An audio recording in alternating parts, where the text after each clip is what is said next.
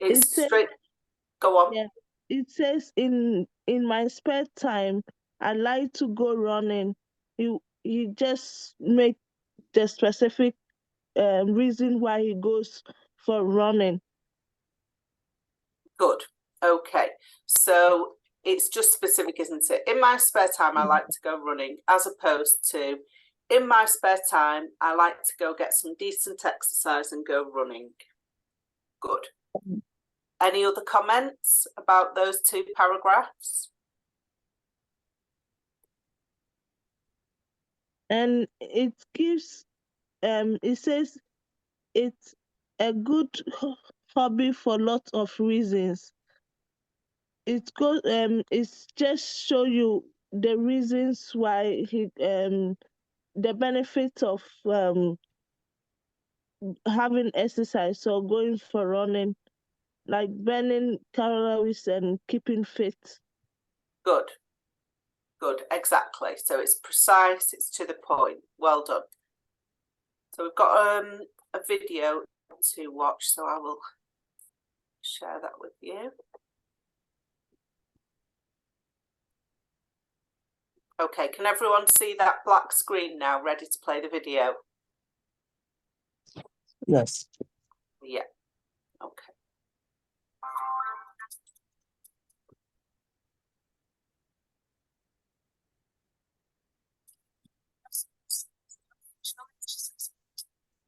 Different types of documents for many different reasons. The reason why you are writing is known as the purpose, and the documents are called text. This unit will explore some of the documents you might come across and the different purposes for which you should be able to write. Let's start with different types of document. Letters and emails, posters and adverts, reports and essays, information sheets and guidance, instructions and directions. Do you know how to write these kinds of text? Can you set them out in a way that your reader will recognise? Some examples of purpose of text are persuasive writing, information, advice, instructions. Obviously, there are many, many more, but these are a good place to start.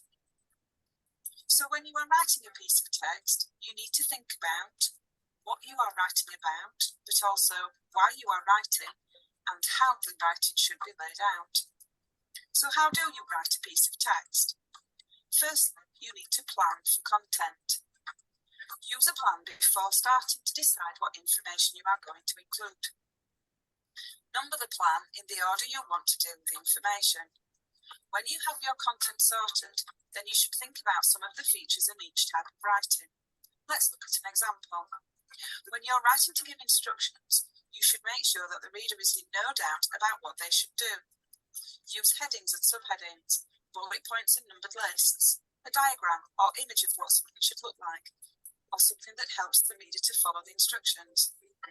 Know the features of each type of text so that you can use these when producing your own writing. So if you are writing a leaflet or advert for something, you would be trying to persuade the reader, and you could do this by using features such as bold, flashy, eye-catching headings, pictures, use of emotional words, directly speaking to the reader, using you. Keeping on the right track when writing.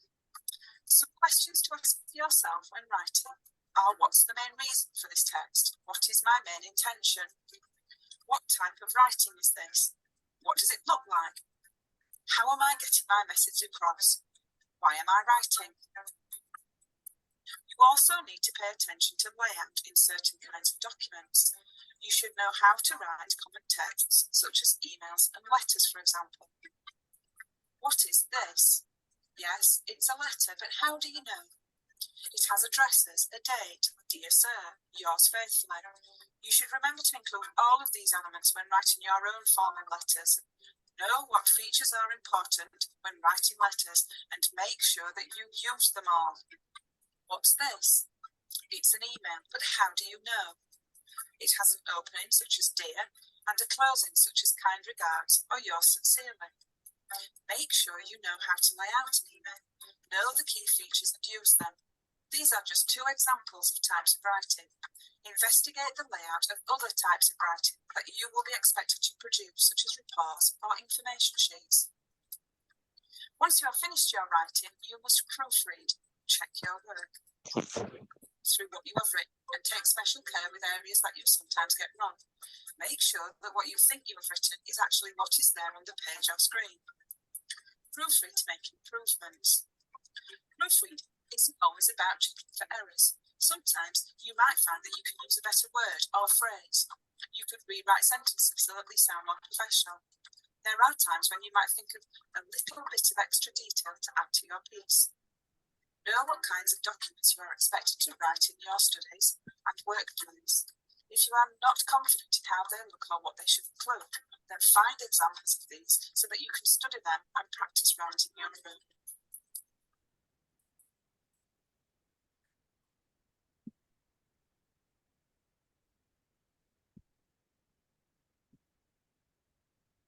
Okay, so that has given us some more information about the different text types and what you might be expected to include. And I've got a list here, and these are the 7 main writing formats that you might be asked to produce in the level 2 writing assessment. So they're text types that we have looked at in the reading session as well and in this session, so you should be starting to become familiar with all of these: a report, an article, an email, a letter, which both of those might be asking you to request something, apply for something, or complain about something, a review of a film or an album, an advert or promotional material, and a manual. So the example given is a recipe. So you should be starting to be familiar with all of those, being able to recognise them and know the features. So planning. So when you go to do your test, bring along some paper. If you forget, just ask for some paper and we'll be happy to give it to you. And before you start writing, plan. So this isn't going to be taken in, no one's going to assess you on your plan, but it means that the writing that you then do is going to be of a higher quality. So scan your brain for ideas and write them down. So just write everything down. However you choose to do this. Some people like to do a mind map. You could do a bulleted list, however works best for you. And then once you've done that, select and choose your best ideas that you've had, and then you can start ordering them into the format that you want to use them. Hello? Okay, Can you put yourself on mute, please? So unless you're asking a question or making a comment, could you just keep yourself on mute? Just avoid the background noise, thank you. So yes, so number the ideas. You don't need to rewrite it, just number the order that you want to use them, thinking about the structure of that type of text. And then just have a quick read again, scan over and just check if you've got everything you need and if there's anything you can improve. Okay, so it's good to practice doing this and writing a plan, as well as practicing writing the actual document types, just so you get used to doing that planning quickly and efficiently.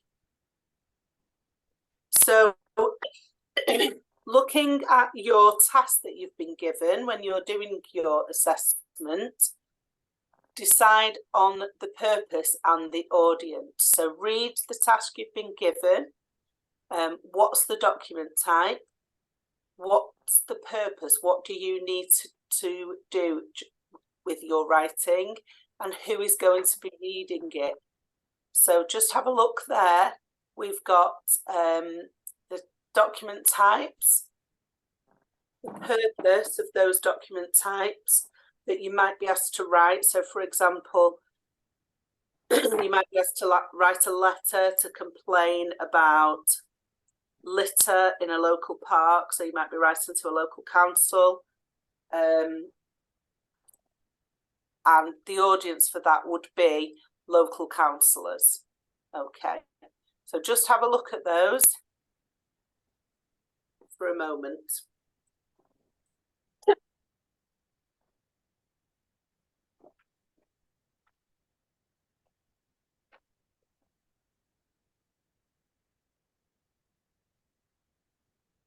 Does anyone have any questions about those text types?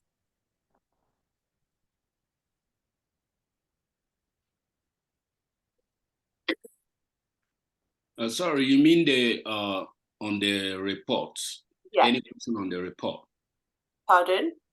Any question on report? Just on, if you have a look at those, so we've got you know, this table shows you the text types. So report, the purpose is to inform or explain, and the audience would be the general public or a specific group that you're told to write about in write for in your text that you're writing. Okay, so it's just a case of you having a read through that, looking at the text type, the purpose and the audience, just for your information.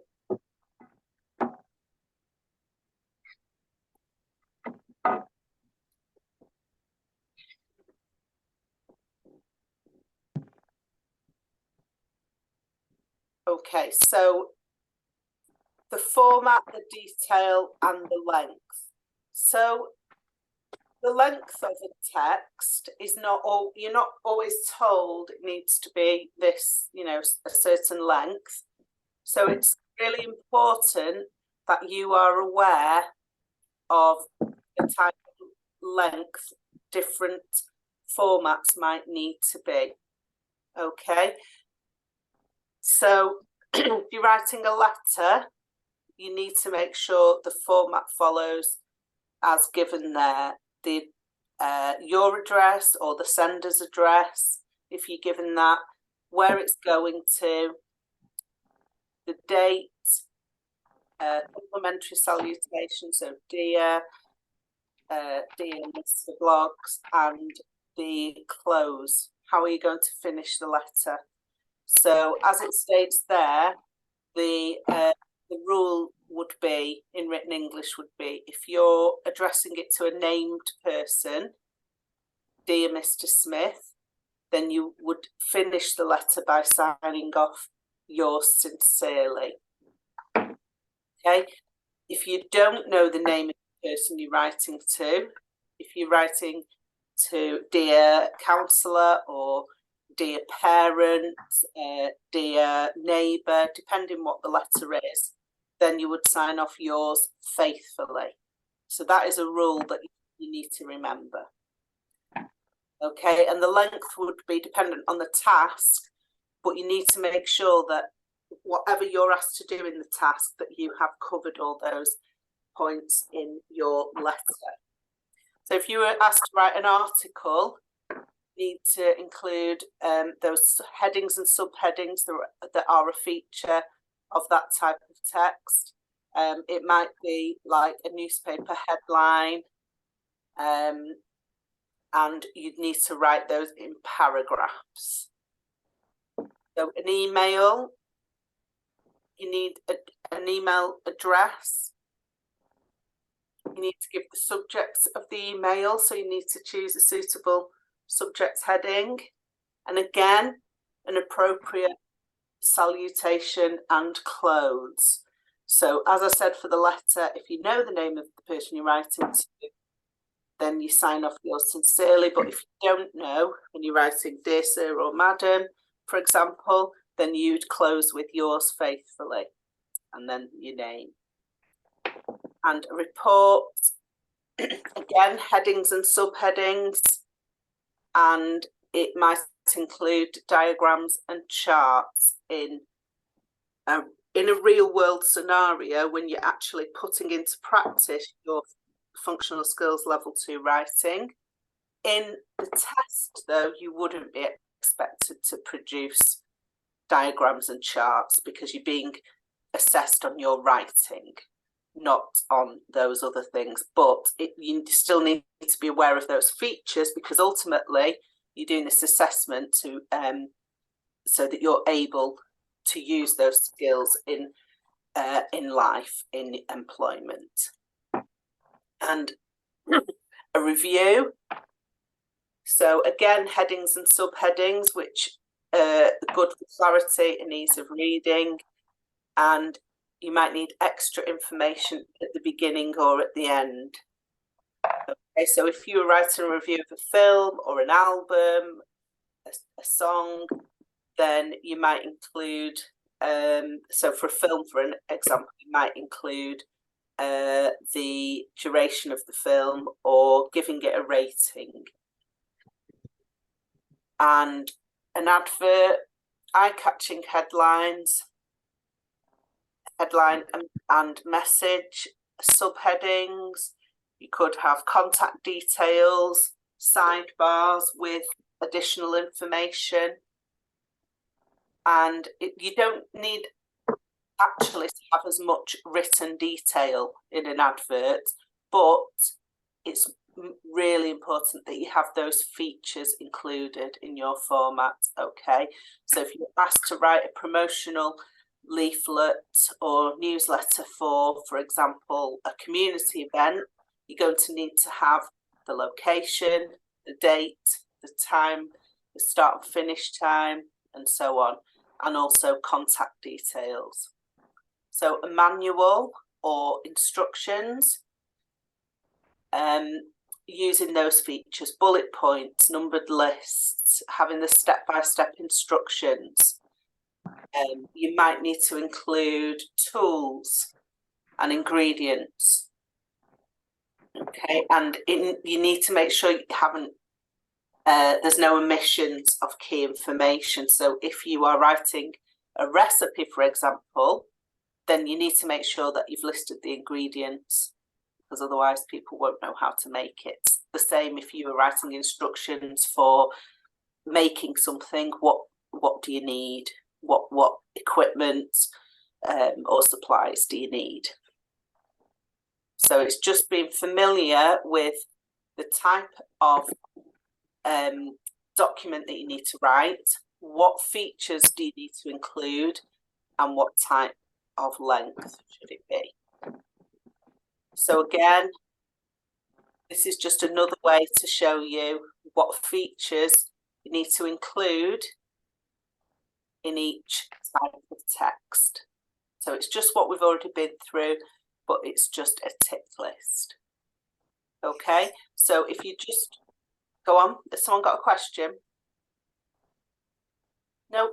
Okay, so if you have familiarised yourself with this information, then whatever one of those document types you are asked to write for your writing task, then you'll know what to include, and then you're ensuring then that you give yourself the best chance of getting the most possible marks. So just make sure that you're familiar with all of those features that need to be included in each text type. That's the key, really.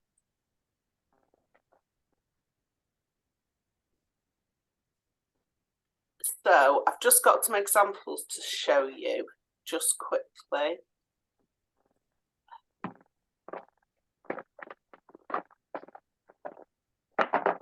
Okay, so can you all see that letter? Or if you can't, let me know. You should be able to see that now. Okay, so the letter there, can anyone tell me any features they can see there that should be included if you're writing a letter?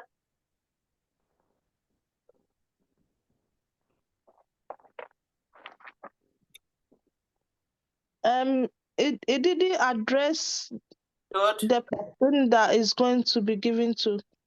Yeah, so we've got the sender's address on the right, the recipient's address on the left. We've got some contact details included as well. This letter, if you read the content, we don't need to read all of the content of it. It's more about the layout for this one. It doesn't have a salutation. It seems to be a letter that's being posted through people's doors, so possibly that's why it's not to a particular person. But in your task, you need to show that you're aware of the fact that you need a salutation. So always put dear neighbour, dear I don't know, you might get asked to write a letter for a school, dear parent, and so on. So just make sure, even if it's not to a particular person, you're always including that salutation at the start. And then paragraphs covering the information you've been asked to write in the task, and then you need a closing and possibly your details as well, depending on the task again. So here we've got a report. Can anyone spot any features of a report? It's a newspaper report. Can anyone spot any of those features?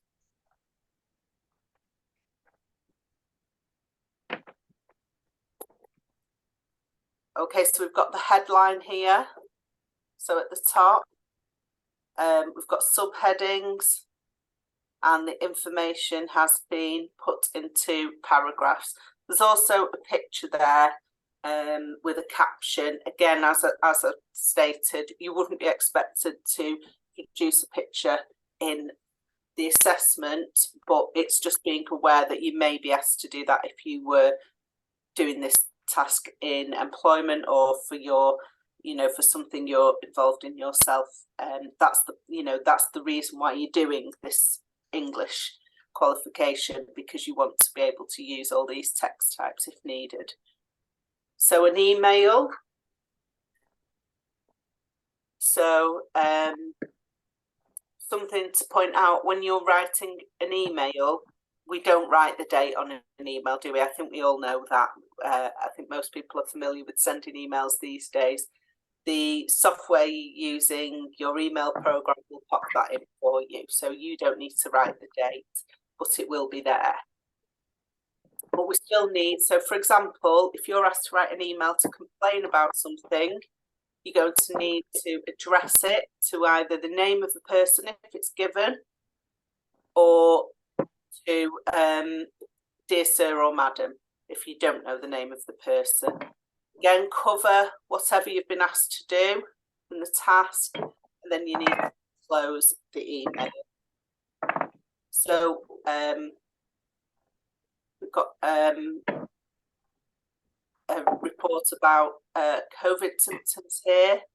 Again, we've got a main heading at the top, some introductory information, and then we've got subheadings and a conclusion. So this is a review article. So if you were asked to write a review, it's probably going to be something like a review of a film, or perhaps some music.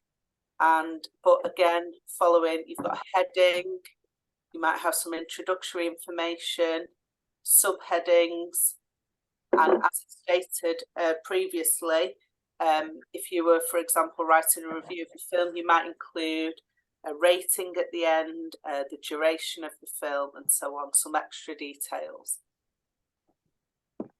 So we've got an advert, got that main heading again with a bit of information underneath.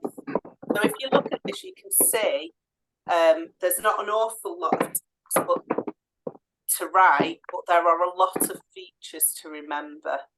So heading, information, sidebar with again additional information, time and date. We've got contact details, a website. Okay, there's more information here under the picture about what the just additional information about this event. There's a lot to remember, even though there isn't necessarily as much text to write. There are still a lot of features to remember if you've asked to do an advert. And finally, a manual or instructions. We need to put the ingredients or the tools or resources that are needed, bulleted list, and then when you're writing the actual explanation of what to do, the method, step-by-step instructions, you could have numbered instructions. Okay, so just to show you an example of each of those text types.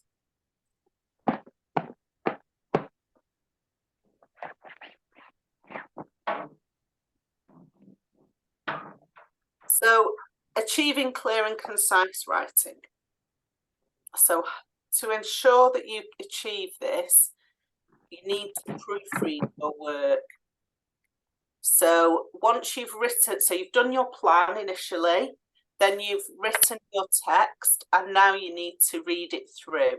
And this is a checklist that you can use. So, again, become familiar with this checklist to help you when you're doing your assessment. Have you addressed the task that you've been given? Is the order logical? Is it easy to understand what you've written? Have you used that precise and concise language?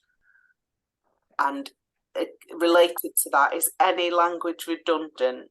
Is there anything that doesn't need to be there that maybe you can take out? Have you used correct grammar, punctuation and spelling? And is it correctly formatted? So think about the text type you've been asked to write. Have you included the features? Organised it correctly? And also, does it make sense? So read through it. Does what you've written make sense?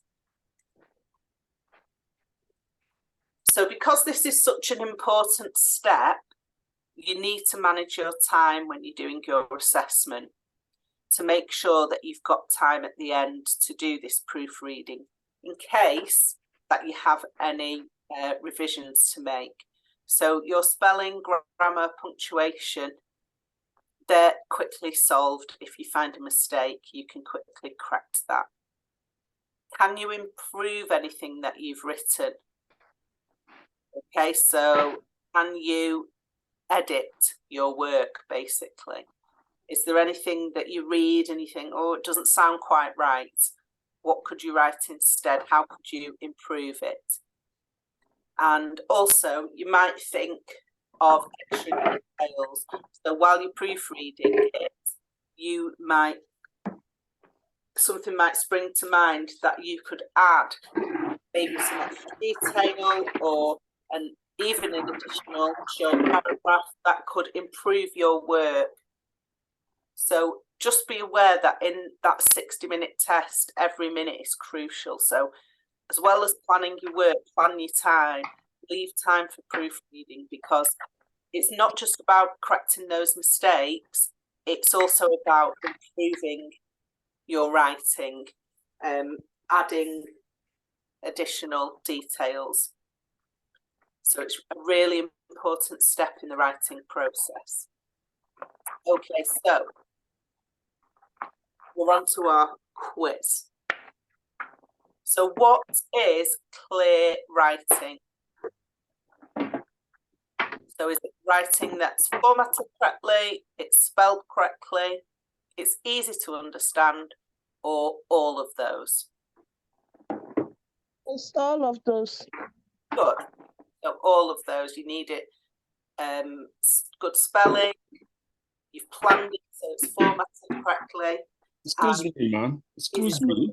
Yes. There's this noise coming from one Matilda. The noise is too much. If she can mute her microphone, please. I can't hear anything. It's just like in the kitchen. All right. Okay. I've muted her now. Sorry, I wasn't. It's one of the participants, Matilda, is coming from her microphone. Yeah. Okay. Yeah. If we just remember to keep ourselves muted, unless we're making a comment or answering a question, then that's just helpful for everybody. Thank you. So which option best shortens this sentence? So we're looking at concise, precise writing. So the sentence is, there were many factors that influenced her decision to become a mechanic. And we want to improve that sentence. Which one is the best choice? She became a mechanic for many reasons. She became a mechanic due to many factors. There were many influences on her decision. Many factors influenced her decision to become a mechanic. So which one do you think shortens that sentence, makes it concise? So we've still got all the information, but it's written in a more concise way.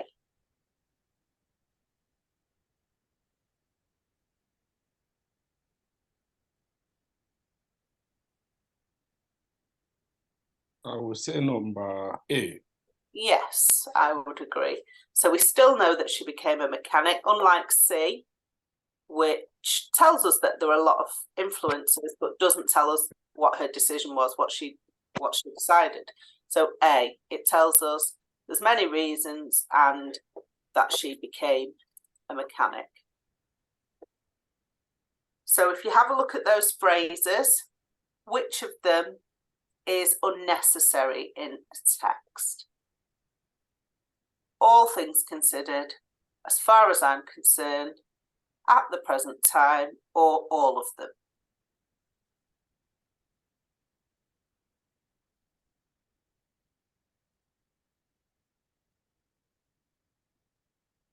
So if you think back to the beginning of our session today, when we looked at unnecessary language that might be used, is there any of those particularly you think you wouldn't need to include, or do you think you shouldn't include any of them? Is it A? So that's certainly one of them, but it would be all of them really. All So, of them. all things considered, in conclusion. You just write in conclusion, in summary. Okay, so it's just about making that language you're writing more concise, more precise. So what does proofreading mean?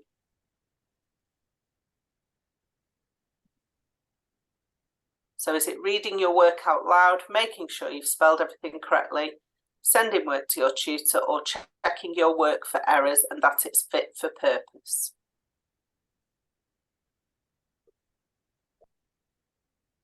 D should be the correct answer. Pardon? D. D, good.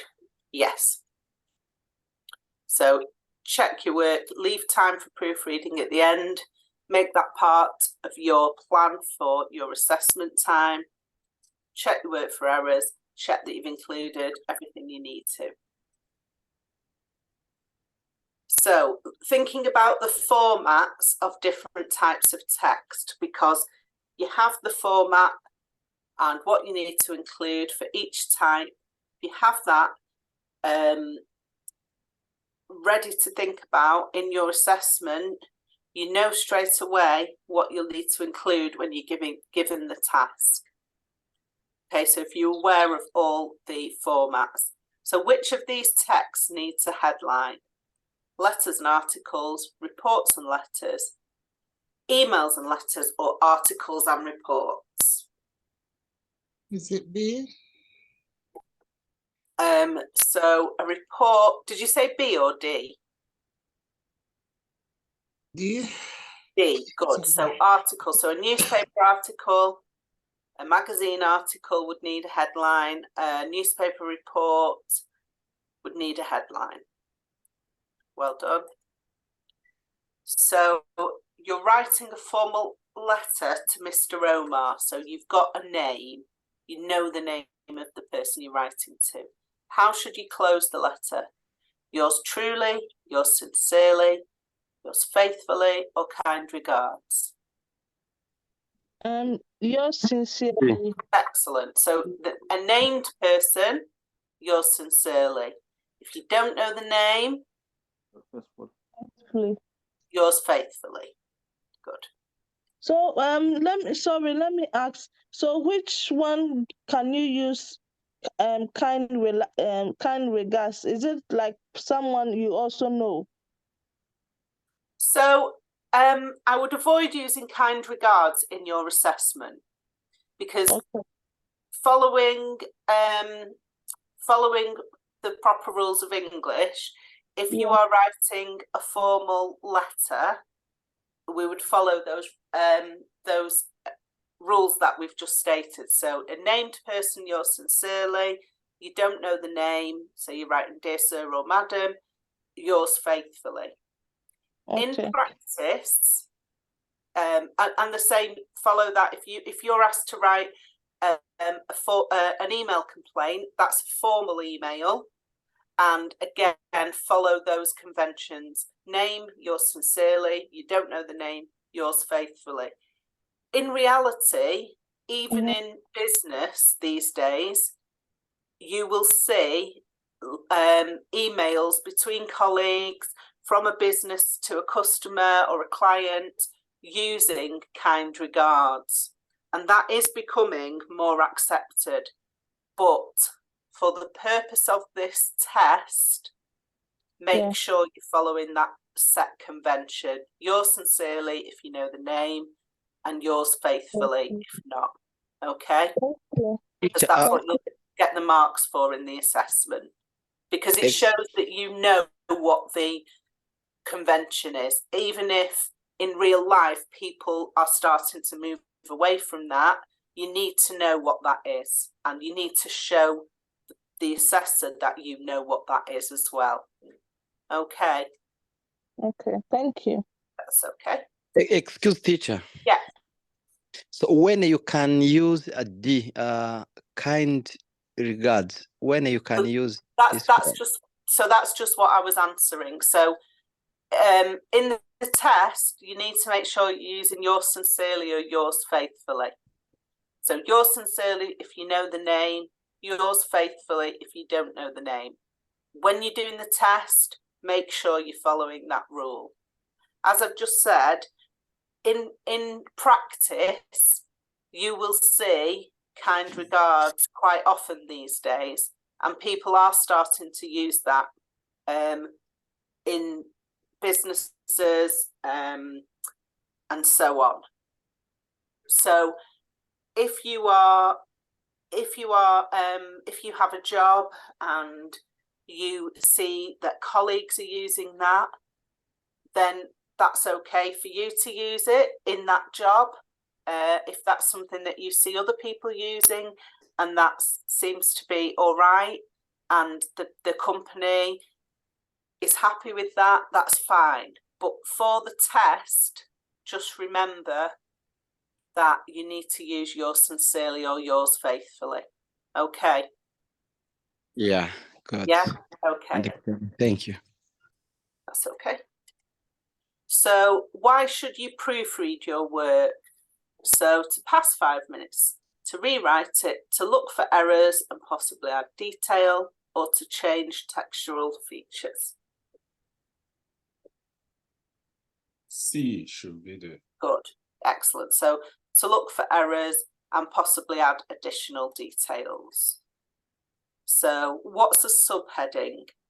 The title of a text, the last paragraph, a heading for a photograph, or a heading given to a subsection of a piece of writing.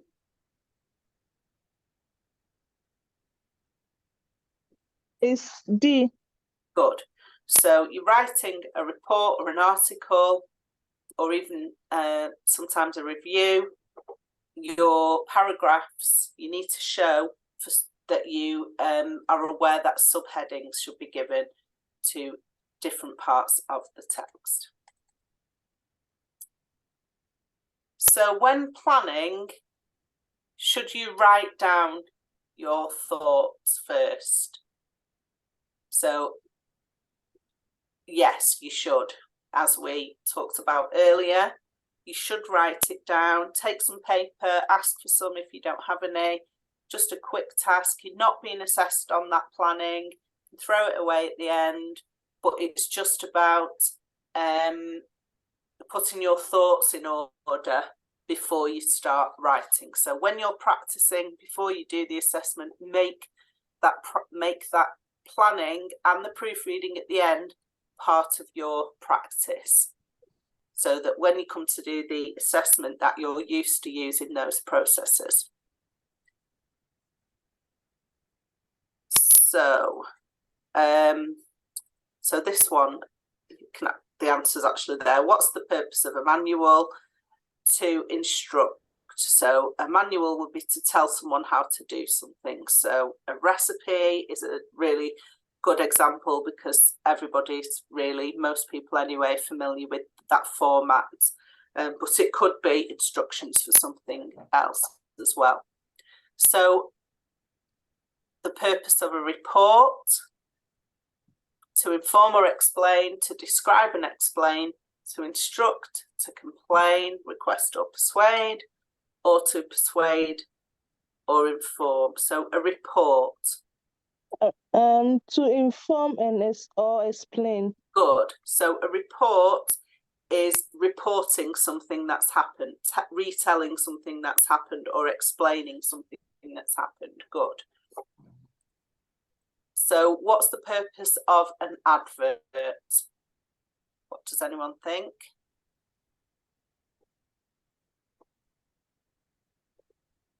Advert is selling something, so it's more of to persuade or inform.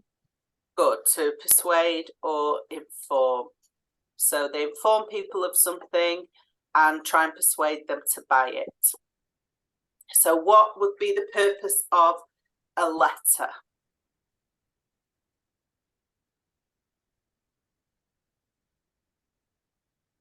A letter can be like a form of complaint or a request.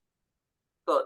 So a letter really could be about absolutely anything, couldn't it? Yeah. But the purpose of a letter for the assessment, the task you would be asked to do, if it was a letter, you'd be asked to write a letter to complain, request, or persuade. Yeah. Yeah. So in a report, how much detail would you expect to see? So a full introduction, a main body featuring supporting evidence, a conclusion underlining the main points, or all of those things? It's all of them for a report. It is. So all of the elements must appear in a report. So if you're writing instructions on cooking an omelette, which details would not be essential? A list of ingredients, step-by-step approach to making it, a photo, a description of when to eat it, cooking times and temperatures. So are any of those things not essential? So they might be added, but they're not essential.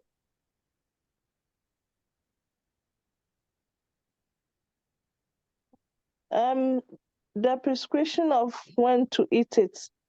Good, yeah. And so also a photo. And a photo, yeah. Yeah, so it might be that at the end of a recipe, that say it's in a magazine, it might say, enjoy this cake at Christmas time, or something like that, and there might be a photo there. But even if you take those two things out, you have to include a list of ingredients, step-by-step approach, and cooking times and temperatures. They're essential, okay, in order that someone can make the omelette as it is there correctly. So the other things are just additions. So they could be included, but not essential. So what would you not expect to see in an advert for a guided tour of the Blue Mosque in Istanbul? So the answer is actually underlined there, so we can all see that. So it's an addressee.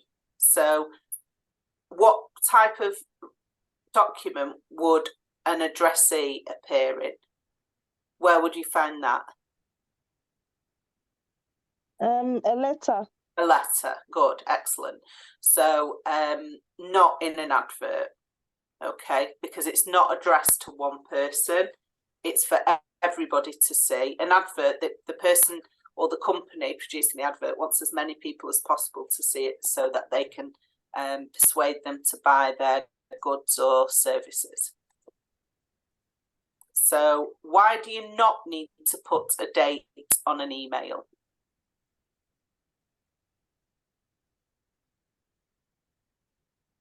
I think it will happen automatically. Good.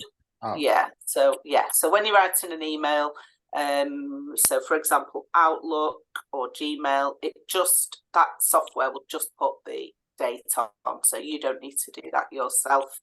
It will just be added for you. Okay. So we've had a lot to cover this morning. Thank you for your excellent contributions this morning. Does anyone have any questions? Sorry, ma'am. Is there any time frame when we are going to have a test or an assignment? No. So if you make sure that you have practiced the skills that we've learned, and you can, for today's session and for previous sessions, if you log into the Moodle, which you should have a login for, if not, ask the office, then you can get question and answer sheets for each session, which will help you to practice the skills. And once you feel confident, then you can contact the office and ask them to book your assessment. But it's not a set date. Everybody chooses a date that's convenient for them when they are ready. So it's an online assessment. It's not given, as I said, I know I'm repeating myself, but it's not a given date. It's when you choose to go and do it. I've gone to the Moodle. I checked. I couldn't find this thing we did yesterday. For any of this thing we covered yesterday. I checked for it. I didn't find it on my own Moodle. I thought maybe you have not uploaded it. What couldn't you find? Sorry. The yesterday workbook, or the ones we covered yesterday. So the question and answers, you'll need to ask the office, because I don't upload it. That's done by them there. So if you can't see it, you'd need to ask them. It might be just that maybe you need to get access to that. I'm not sure. So if you contact them on Monday. Yeah. Okay. But there is a question and answer sheet for today's session, so that should be there. If not, if you ask for those, someone could either send it you or make sure that you've got access to it there. Okay, so you can actually do a practice test as well on the NCFE website. You should definitely do that practice test before you do your real test. It will give you an idea of timings and of what the format of the test, so that when you do it for real, you're familiar with it. You're familiar with the format, and just to give you a bit of an edge, really, that you're not going into it with no knowledge of how the test will run. So it's definitely worth doing the practice, and you will get asked when you go to do your real assessment. You will get asked if you've done a practice test, and if you need to, because sometimes people have issues with the software you need for the practice test. You can just download it to your own device, but I know in the past people have just gone into the office to do it if they've had an issue.